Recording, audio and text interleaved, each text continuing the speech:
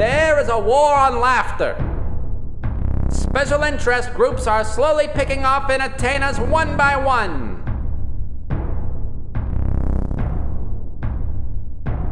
Soon there will be a bar, a limit, extreme censorship, or some may say, a line of laughter.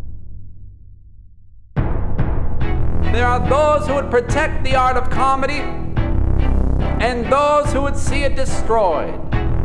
Welcome to the front lines of the war on laughter. I am your host, Casey, and this is The Line of Laughter. What's up, everybody? My name's Casey. Welcome to my new show, The Line of Laughter, when we can discuss when you can have one of these. Ha ha ha ha. Pretty simple, right? Not if you're a famous person.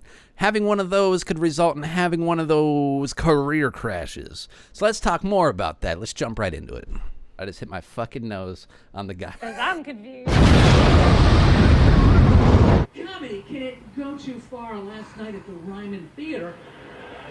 So what is this metaphorical line? Well, everyone has a different one. That's the issue. And when you're trying not to cross people's lines and offend them, it's impossible. Anything anybody says, it's against somebody's line. Everything is subjective to each audience. Say 1 million people say you can't say a certain joke. There's 300 million people in America. So the other 299 million people who might not get offended by that, all of a sudden they can't enjoy that brand of comedy. Whole thing came off of one guy's blog. That makes no sense to me. Think about the consequences of crossing these people's lines. I think he went too far. If someone doesn't like your jokes or someone doesn't like what you say, as a regular person, they might just not talk to you. Or maybe you get ostracized from your family or some shit like that. But if you're a comedian or you're a big actor, there's a lot of eyes on you. That's your career. Because you made one joke. Let's say you had 6 beers in you or something like that. A lot for me. Some people out there, maybe not that much. You see that line right there? The line of beer? That's another one. If I have 6 beers and I'm drunk off my ass and I'm downtown, I might say some wild shit. Now, if someone were to shove a recorder in my face and blast that, make sure I don't get a job, that seems kind of out of place, doesn't it? But no, we put these people, these celebrities on this pedestal like they're not regular people. Like they're not just chicks and dudes who do that type of shit to make money. It's no different than a plumber. But a plumber doesn't get that amount of attention because they're not entertaining anybody, they're fixing shit. But when you entertain people, all of a sudden you have to be on this higher echelon of bullshit, which I don't really quite understand. I get the whole role model thing, but it's still a job. Now, when it comes to the whole line thing and crossing people's lines and what you can and can't say, obviously comedians are at the crux of that because that's their whole job. Most comedy is forged near the line, whosever line it might be.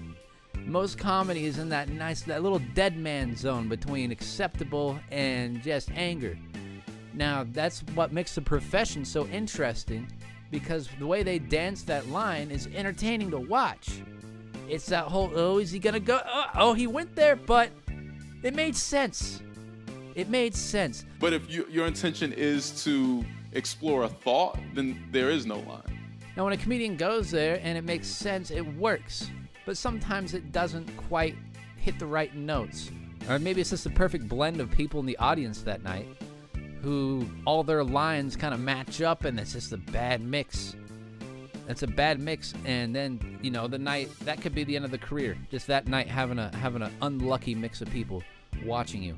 Now, the thing with the line is there's many different frequencies, and there's many different comedians that cater to these different frequencies. You take someone like Jerry Seinfeld, who'd be the polar opposite of someone like Sam Kinison, but they're both able to be successful acts and make a lot of money. Or if you need a more modern reference, maybe Louis C.K. versus like Gabriel Iglesias. There's people who love both of their comedy, and they can both make money and do that. That's because there's certain people who have different lines. The whole formula of what comedians do isn't just skirting the line. It's not just, oh, how close can he say some shit until it's bad?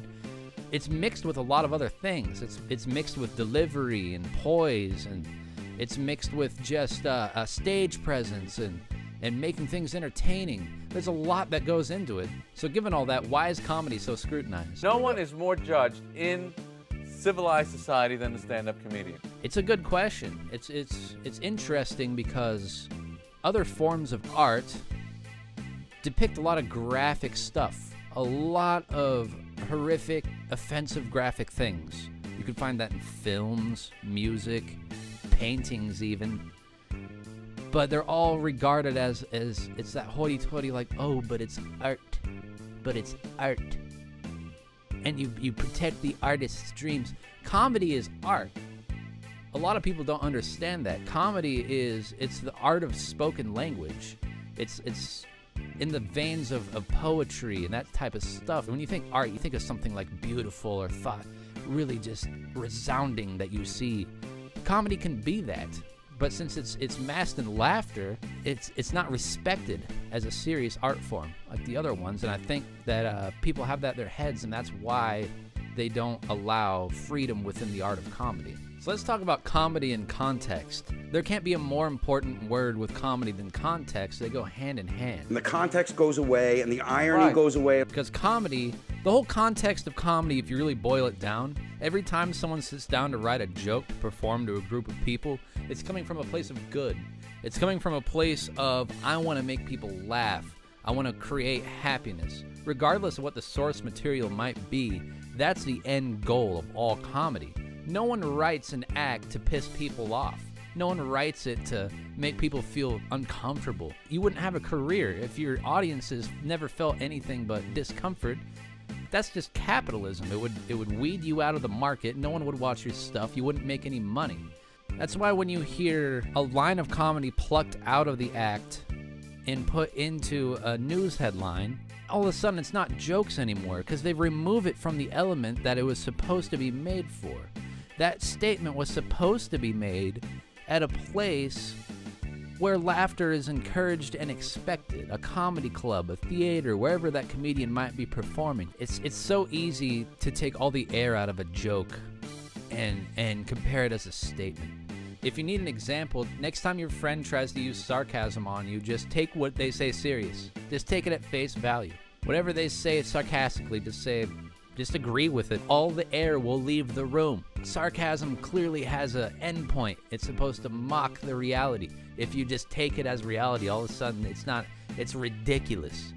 One of the great side effects about comedy besides laughter is it enables us to open up discussions about things that are looked down upon to discuss, like race and politics and religion.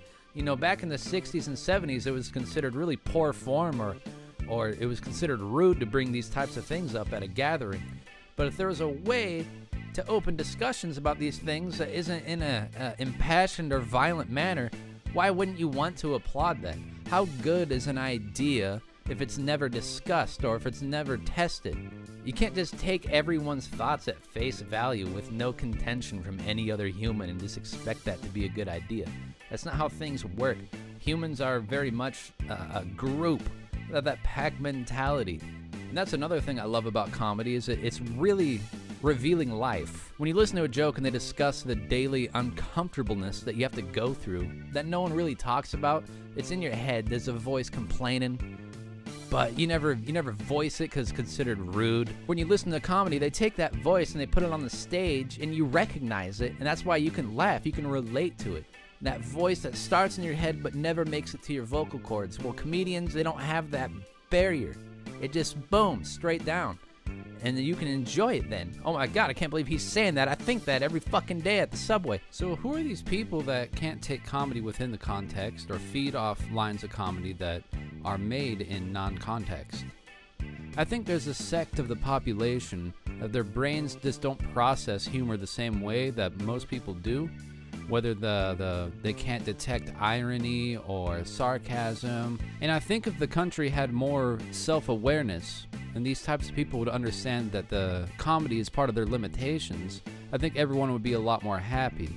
Instead of everyone expecting everything that's made to consume is for them, maybe be able to identify what's not for them and be able to just move on and go on to consume what they like.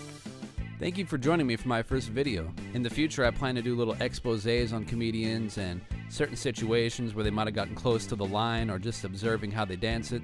If you enjoyed this video, please consider liking and subscribing, and I'll have more out in the future. Thank you very much.